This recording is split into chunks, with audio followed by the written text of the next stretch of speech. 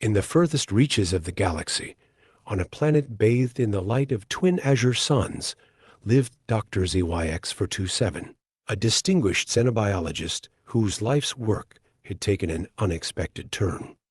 Unlike his fellow aliens, who focused their research on the countless species inhabiting the cosmos, Dr. ZYX427 had become utterly captivated by one particular species, humans. His fascination began innocently enough, starting with routine observations through the planet's advanced monitoring systems.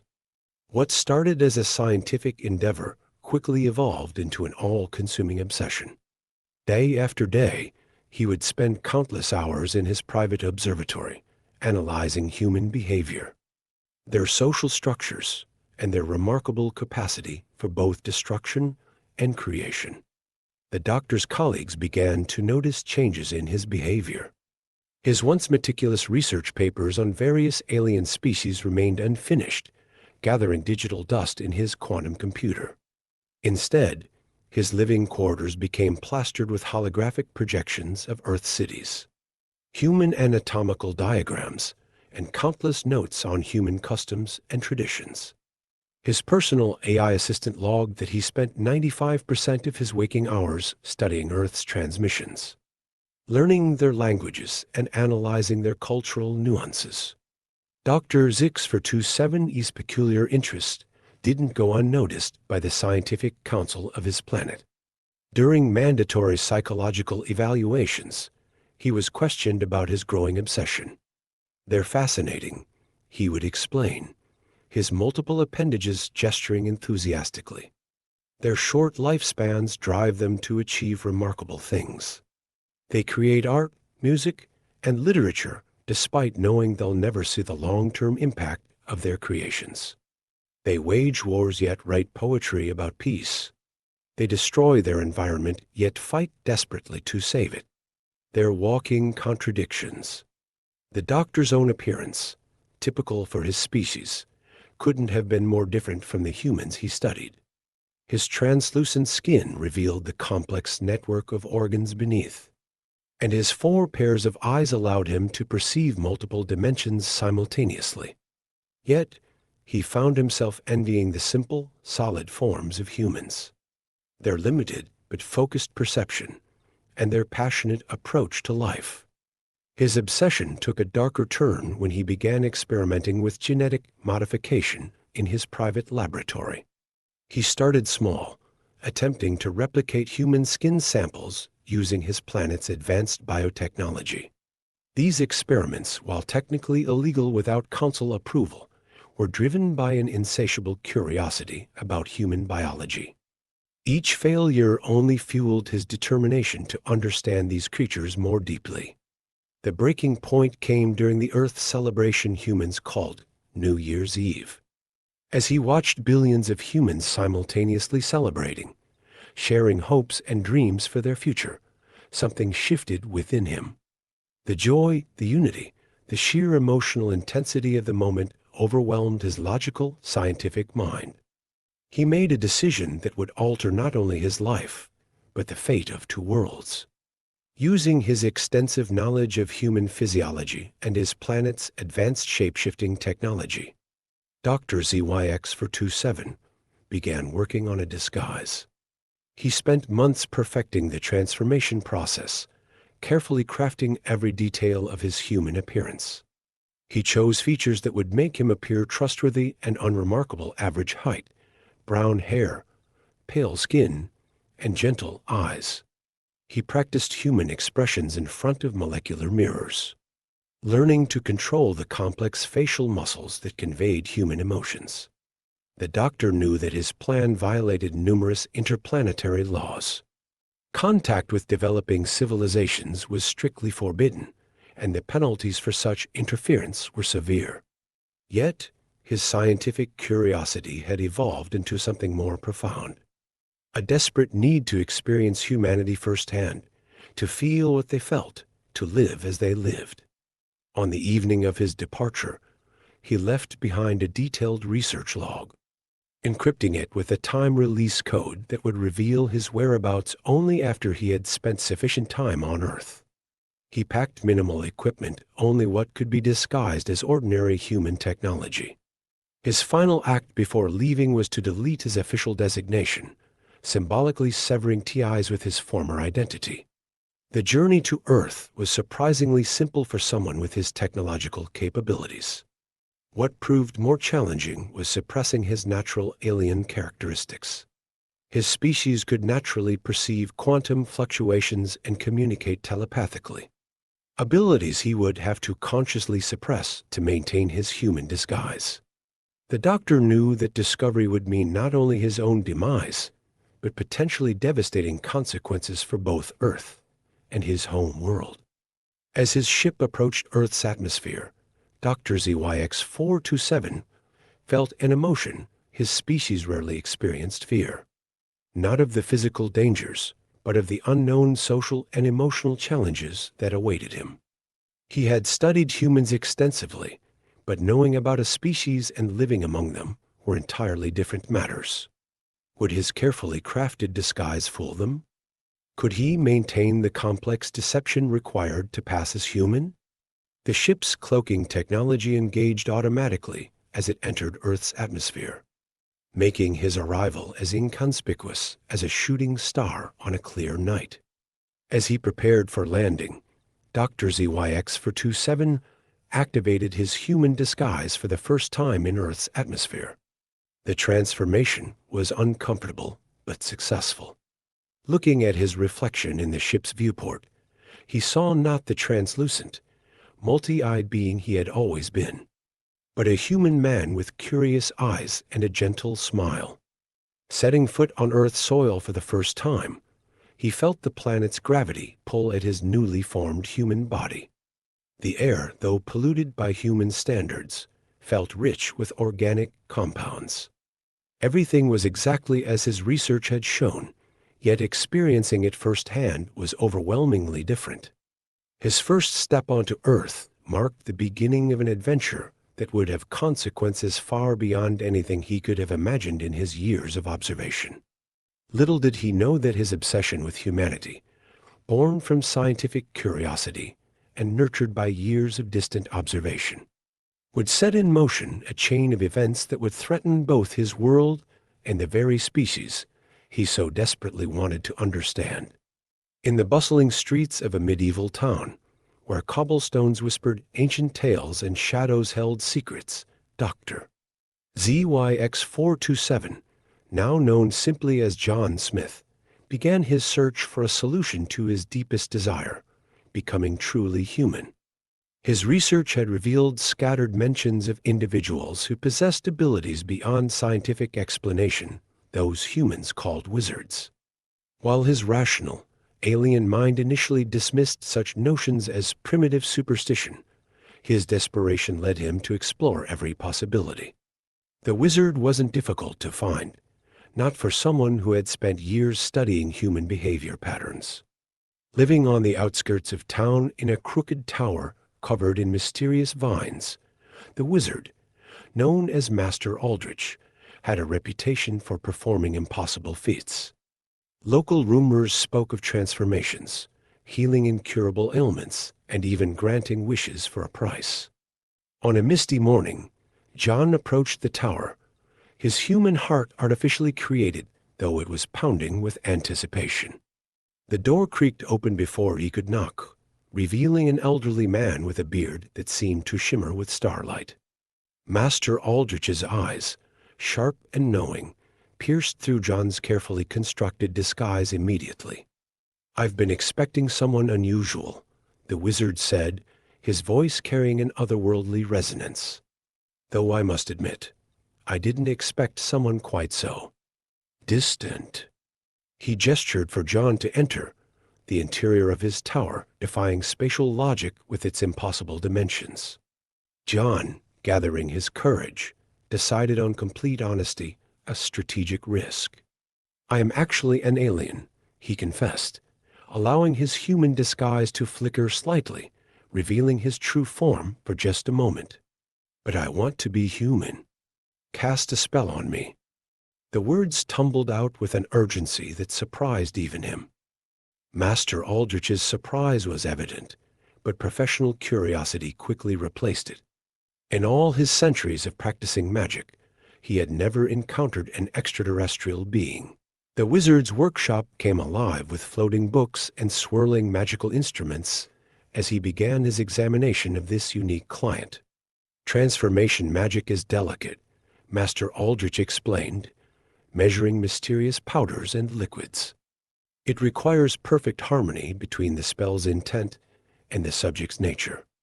I've transformed humans into other forms, and back again, but in alien physiology. He trailed off, lost in complex magical calculations that floated in the air around him. Despite his reservations, the wizard agreed to help, partly out of curiosity and partly out of sympathy for the longing he saw in John's eyes. He spent hours preparing a specialized potion, combining rare ingredients with incantations and languages that predated the resulting liquid glowed with an otherworldly blue light, swirling with patterns that seemed to mirror the galaxy itself. This potion, Master Aldrich warned, magic follows rules we don't fully understand, and your unique nature makes this particularly unpredictable. Are you certain you wish to proceed? He held the vial out, its contents casting strange shadows on the tower walls. John took the potion without hesitation, his scientist's mind noting its molecular structure, even as his emotional core drove him forward. The wizard provided specific instructions. He must return to his home planet before consuming it, as the transformation needed to occur in his natural environment for the best chance of success. The journey back to his planet was filled with anticipation. In his private chamber, surrounded by his research on humanity, John raised the vial to his multiple sets of eyes. To becoming human, he whispered in his native tongue and drank the potion in one swift motion. The transformation began immediately, but not as intended. A burning sensation spread through his translucent body, and his form began to expand uncontrollably. The wizard's magic, designed for human biochemistry, reacted chaotically with his size increased exponentially, breaking through the roof of his dwelling, continuing to grow until he towered over the tallest structures on his planet.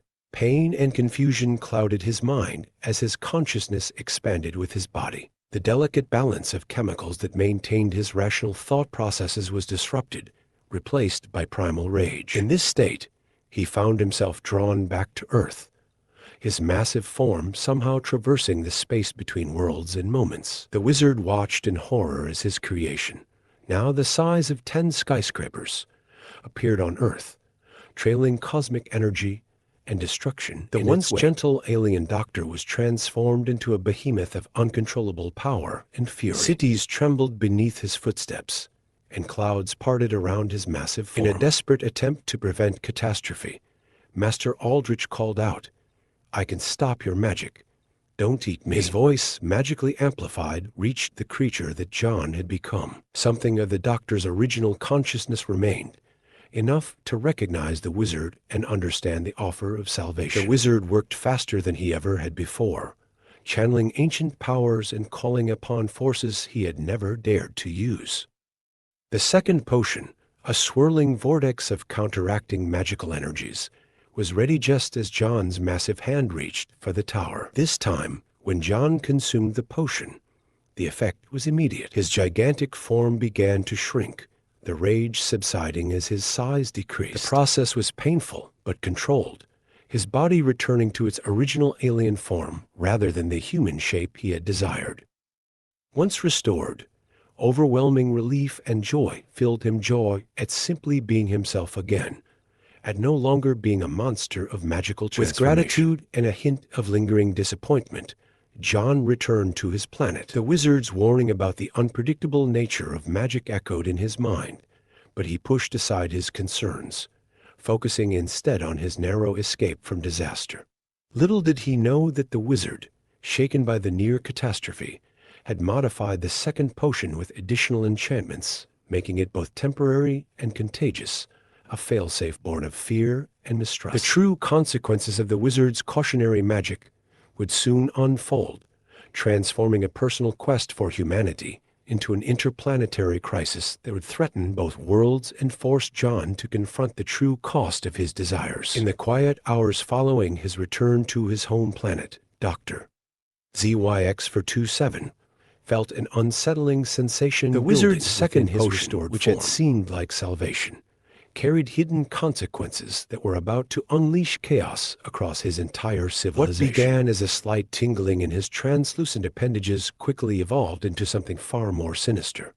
The transformation began again, but this time it was different. His body started expanding with even greater force than before, and with it came a primal rage that seemed to burn through his logical mind like acid through metal. The carefully maintained order of his laboratory crumbled as his growing form burst through walls and ceilings. But this time, something even more terrifying was occurring. The air around him seemed to shimmer with an otherworldly energy that pulsed outward in invisible waves. The wizard's contagious enchantment spread through the air circulation systems of the planet's interconnected cities. It traveled through the specialized atmospheric processors that maintained their artificial environment, reaching every corner of their advanced civilization. The first victims were his nearest neighbors, their shocked screams echoing through the communication networks as they too began to transform. Scientists in the Central Research Hub detected the anomaly almost immediately, but their attempts to contain it proved futile. The magical contamination defied their advanced filtration systems, bypassing every safeguard their technology had established. The transformation had spread to thousands, then millions of the planet's inhabitants. The sight was apocalyptic everywhere. The normally peaceful and logical beings were morphing into colossal versions of themselves, their translucent bodies now dark with rage. The planet's surface became crowded with gigantic forms, each one growing to tremendous proportions. The carefully constructed cities, products of millennia of advanced engineering, crumbled beneath their massive forms. In the midst of this chaos, Dr.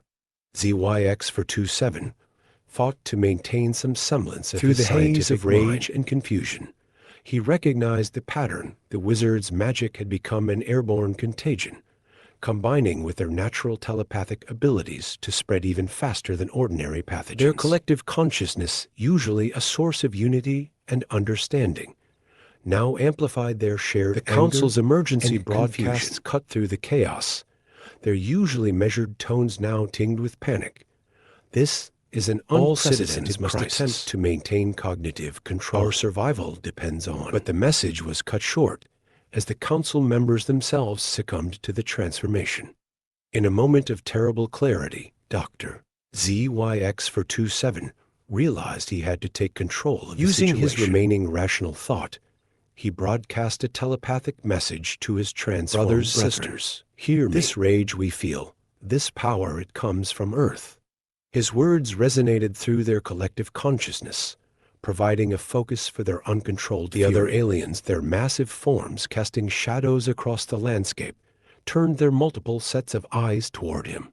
Their rage found direction in his words, their confused fury crystallizing into a focused desire for revenge. The doctor had given them a target for their anger, but in doing so, he had inadvertently set in motion an even greater catastrophe.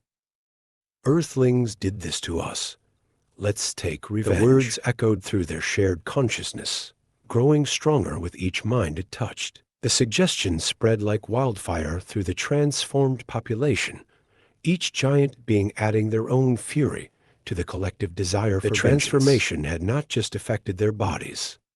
It had fundamentally altered their psychology. Their species' natural inclination toward logical analysis and peaceful observation had been corrupted by the magic, replaced with an overwhelming desire for destruction. The very qualities that had made them advanced civilization, their unity, their shared consciousness, their technological prowess, now made them an unprecedented threat to massive Earth. Ships originally designed for peaceful exploration were quickly repurposed. The giant alien invasion, their forms barely contained within the enhanced vessels, prepared for war. Their advanced technology, combined with their new physical power and magical enhancement, made them a force unlike anything Earth had ever faced. Dr. ZYX-427 watched as his people organized themselves for invasion, their movements coordinated with terrible efficiency. He had become their de facto leader, despite their status as their original transformed being giving him a special influence over the others. Yet even as he directed their preparations, a small part of his original consciousness recoiled at what he had unleashed. The sight of his entire civilization, transformed into an army of giant, rage-filled beings, should have filled him with horror. Instead, the magical infection clouded his judgment, making the invasion seem not just reasonable. Their collective anger fed upon itself, growing stronger with each passing moment, drowning out any remaining voices of reason. As their fleet prepared to depart, the massive ships dark against their planet's twin suns, Dr. ZYX-427 felt a momentary flicker of his old scientific curiosity. He wondered what the wizard would think of this unintended consequence of his spell, how he would react to knowing his cautionary enchantment had created an army of world-destroying giants. But such thoughts were quickly subsumed by the overwhelming tide of rage and the desire for revenge. The transformed aliens launched their ships toward Earth, their massive forms barely contained within the enhanced vessels, their minds unified in purpose, if not in reason. They were no longer the advanced, peaceful civilization they had been just hours before. They had become something else entirely, a force of magical chaos bound for Earth, led by the very being whose curiosity had doomed them all. The invasion was about to begin, and with it, the final chapter of this tragic transformation would unfold, leading to consequences that would force Dr. ZYX-427 to make the most difficult decision of his existence. The invasion of Earth unfolded with terrifying precision, as the transformed aliens, ZYX-427, descended upon the planet. The sight of these gigantic vessels darkening Earth's skies sent waves of panic through human populations worldwide. Military forces scrambled to respond, but their weapons proved ineffective against beings whose size and magical enhancement made them cities fell one by one as the giant aliens established their dominion. Dr. ZYX-427, still caught between his transformed rage and his lingering fascination with humanity, claimed the position of king. He established his throne in what remained of New York City, the skyscrapers that had once impressed him now serving as mere furniture for his massive form. But even as he ruled over his new domain, he began to notice disturbing patterns in his fellow aliens' behavior. While he maintained some semblance of control due to his original connection with humanity, the others had become increasingly unstable. Their rage, far from being satisfied by conquest, had grown more intense. They weren't content with merely ruling Earth. They wanted to destroy it completely. From his makeshift throne, he watched as his transformed brethren wreaked havoc across the planet. They uprooted mountains on a whim, drained oceans for amusement, and treated human cities like toys to be crushed. The very species he had once studied with such fascination was being systematically destroyed, along with their achievements, their art, their music, everything that had made him fall in love with humanity in the first place.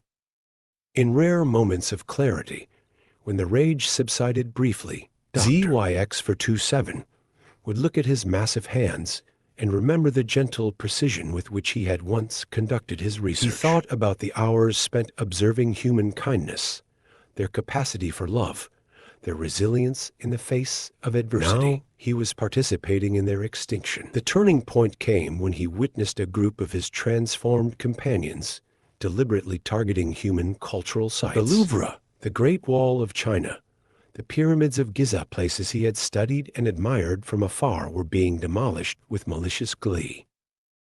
It was then that the full weight of his responsibility crashed down upon him. This wasn't just an invasion or a conquest. It was the systematic destruction of everything he had ever valued about Earth. His selfish desire to become human, his reckless pursuit of transformation, had set in motion a chain of events that would end with the annihilation of both human civilization and his own species' dignity. During one of the increasingly rare moments of clear thought, Dr. ZYX-427, he could not allow this destruction to continue. His people, transformed into these mindless giants, were no longer the advanced civilization they had once been. They had become monsters, and he was responsible for their transformation. Working in secret, he began to study the magical infection that had transformed them. Using his remaining scientific knowledge and the advanced technology in his ship, he analyzed the structure of the wizard's spell. He discovered that the magic had become intrinsically linked with their biological systems. There was no cure, no way to reverse the transformation. The only solution would be absolute. With heavy hearts, all three of them in his alien physiology, he began to develop a weapon. It would target the specific frequency of the magical transformation, causing it to become fatally unstable. The weapon would destroy not just the transformation, but anyone affected by it, including himself and all of his transformed brethren. As he worked, he documented everything in both human and alien languages. He wanted both worlds to understand what had happened, why he had made the choices he did, and most importantly, to serve as a warning about the dangers of unchecked desire and the mixing of incompatible powers. The weapon took the form of a signal, one that would resonate through the shared consciousness that still linked all transformed aliens. He designed it to be quick, as painless as possible, but absolute in its effects. There would be no survivors among the transformed population. On the day he activated the weapon, he gathered his fellow giants for what they thought would be a celebration of their conquest. Instead, he broadcast his final message across their shared consciousness. My brothers, my sisters, we have become what we once studied, beings of destruction, rather than understanding. I cannot allow us to continue. The signal pulls through their network, and one by one, the giant aliens began to fade from existence. Their massive forms dissipated like morning mist, leaving behind only the destruction they had caused. Dr. ZYX427 watched from his throne as his people vanished, feeling the signal's effects beginning to work on his own transformed body. In his final moments, he looked out over the damaged Earth, the planet he had loved so much that he had ultimately destroyed it. The irony was not lost on him. His fascination with humanity had led to this moment of extinction, not just for his people, but for himself. As he felt his own form beginning to dissolve, Dr. ZYX427 experienced he understood finally that his mistake wasn't in studying humanity or even in admiring them. It was in trying to become something he wasn't, in refusing to accept his own nature. The wizard's spell had simply been the catalyst for a disaster born of his own hubris. His final thoughts were a mixture of regret and hope. Regret for the destruction he had caused, but hope that both Earth and his home planet would recover from this catastrophe. As his consciousness faded, he sent one last message, not through the alien network, but through the human communication systems. Learn from my mistake. The greatest wisdom lies not in becoming something else, but in understanding and accepting what you are. And then he was gone, along with all traces of his transformed species.